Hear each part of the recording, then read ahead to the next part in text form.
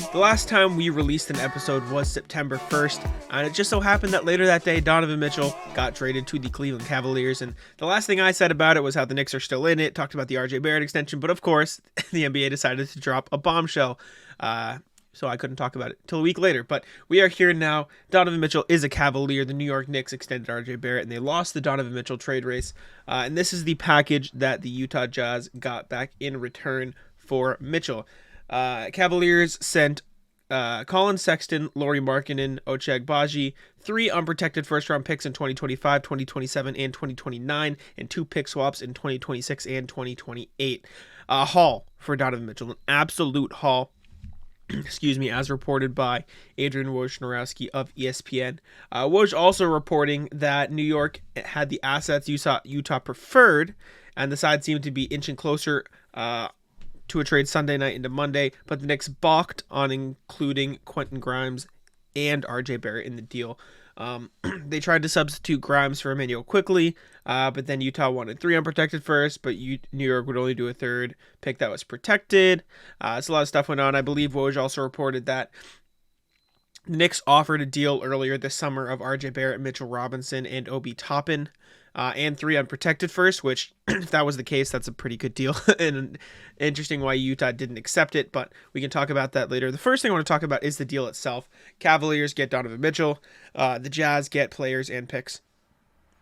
My biggest takeaway from the deal is, yes, the Cavs got better. Donovan Mitchell is the best player in that deal, but how close is it? Maybe this is my hot take. Maybe people will disagree. Is Donovan Mitchell, Lauri Markkanen, Ochai Agbaji, 3 first-round picks and 2 pick swaps better than Collin Sexton? I don't think so. I don't think he's that much better than Collin Sexton, and maybe that's crazy for me to say because obviously Donovan Mitchell, 3-time All-Star, he is the better player. It would be impossible to argue that Donovan Mitchell is not the better player. But when you look at their builds, Collin Sexton is a 6'1" shooting guard / point guard who can't really defend. Donovan Mitchell is a 6'1" shooting guard who can't really defend. They're the same archetype of player. Let's look at their peak seasons real quick. Donovan Mitchell's best season came in the 2020-2021 season. He averaged 26.4 points, 4.4 rebounds, 5.2 assists on 44% field goal percentage, will round up, and around 38.5% three-point percentage. Collin Sexton's best season also came in the 2020-21 season, averaged 24.3 points, 3.1 rebounds, 4.4 assists, shot 47.5% from the field, and 37% from 3. Those are about as close as you can get. He averaged a couple less points, I think around 1 less assist, maybe half an assist less. Yeah, around half an assist less, excuse me, and about 1 rebound less. Shot better from the field, Collin Sexton did, and shot 1% worse from 3 than Donovan Mitchell did, almost 2%. But at that point, you're picking at straws. What was the difference between those two teams? Why were the Cavaliers awful that year, and why were the Jazz good? Well, Donovan Mitchell had All-Star Rudy Gobert on his team that year. He had, I believe, Mike Conley was also an All-Star that year. Bojan Bogdanovic, Jordan Clarkson, who maybe was that his 6th Man of the Year season, maybe it was the year after his 6th Man of the Year season, regardless. Joe Ingles, who was also another 6th Man of the Year candidate. Georges Niang, Royce O'Neal, Derek Favors, stacked team. I mean, they were, what was their record this year? They were 52-20, first in the Western Conference. They had a great team around Donovan Mitchell. Give Mitchell credit for leading them in scoring, but he was able to play his role because Rudy Gobert anchored one of the best defenses in the league. They had solid wing defenders around him. Obviously, they've tapered off in the past 2 seasons, but Donovan Mitchell, not a defender, not a good defender, hasn't been. Mike Conley was a better defender that year. Joe Ingles was obviously out there defending, Royce O'Neal as well. But again, those guys have tapered off. But that season, they were one of the best defenses in the league built around Rudy Gobert. Collin Sexton, meanwhile, had a second-year Darius Garland, who was solid. But after that, he had rotating centers, Andre Drummond for 25 games, Jared Allen for 50 games, who wasn't at the All-Star level he was this past season.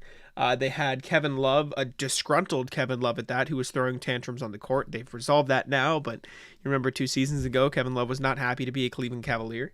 Chetty Osman was, I believe, their fourth leading scorer, and he's fine. He's fine for them now. But Torian Prince also there, Isaac Okoro, who is still coming into his own. Then they had rotating guys of Yogi Ferrell, who played a couple games there. Larry Nance played 35 games there. Hartenstein played 16. JaVale McGee was there for 33 years. Damian Dotson played 46 games. Quinn Cook was there for 7 games. Dean Wade, Dylan Windler. They had 25 guys on their regular season roster who appeared in a game for them that season, the Cavaliers. The Jazz had... Where is this? The Jazz had 18. So it's hard to compare the two because of how different their teams were. But if you look at the raw numbers, they're pretty much the same, right? And again, obviously, Donovan Mitchell is the better player. But is he, I'm going to say it again, is he Lauri Markkanen, Ochai Agbaji, who's essentially a first-round pick, 3 unprotected first-round picks and 2 pick swaps better than Donovan Mitchell? I can't be convinced that that's the case.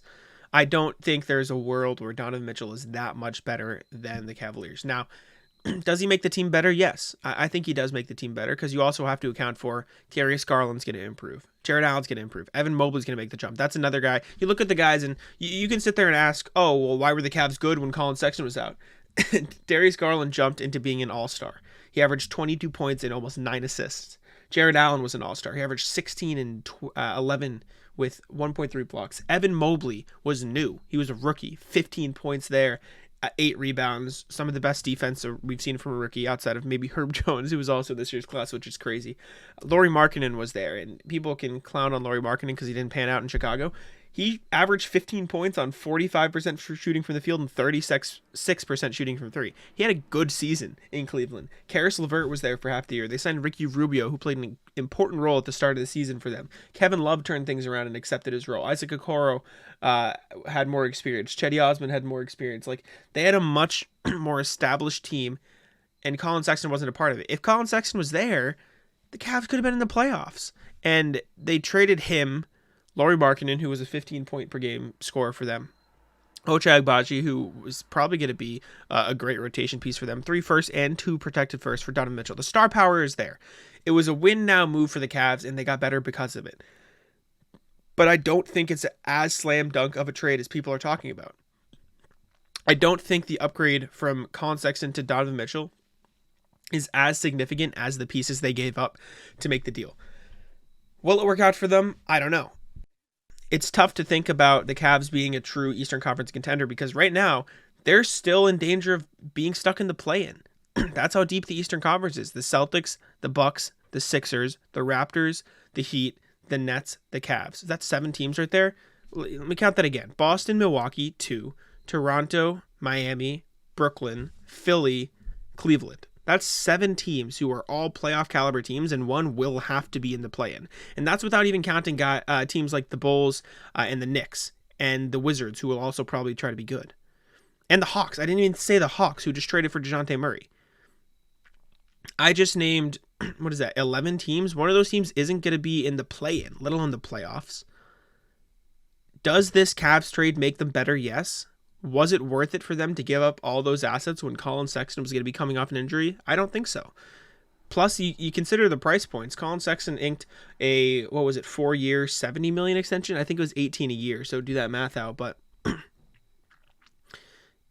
he's cheaper. He's about $12 million, maybe almost $15 million cheaper than Donovan Mitchell. I don't have the numbers in front of me, but significantly cheaper option. You would have had Lauri Markkanen still. You would have had all your first-round picks to make a deal if you wanted to in the future. I just don't get it. I don't want to say I don't get it, because I do get it. You get an all-star, 3-time all-star. He's going to be an all-star in the Eastern Conference. They're going to be better. They're probably, knock on wood, going to be a playoff team. But I just don't think he is that big of an upgrade over Collin Sexton when you account for what they had to give up in the deal. And I think that's what could come back to bite Cleveland in the trade. And for Utah, I mean, shout out Utah. They got a haul for him. Collin Sexton should be good, and at the very least, he'll be good trade bait for them down the line. Because I think he's underrated at this point. I think Collin Sexton can be a solid score-first guard on a contending team. You just got to put him in the right role, whether that's a Lou Will role or, whatever. But all I'm saying is, if you put Collin Sexton in Donovan Mitchell's position on some of those Utah teams, they're still a playoff team. And you can say they wouldn't be as good, but what do you consider not as good? Because those Jazz teams failed horribly in the playoffs. They didn't get past the second round. That's why they had to blow the team up. So I don't think there would have been a big difference on those Jazz teams if you had replaced Mitchell with Collin Sexton. And I think the Cavs gave up too much in addition to Sexton to get Mitchell, because I don't think it's as big of an upgrade as people think.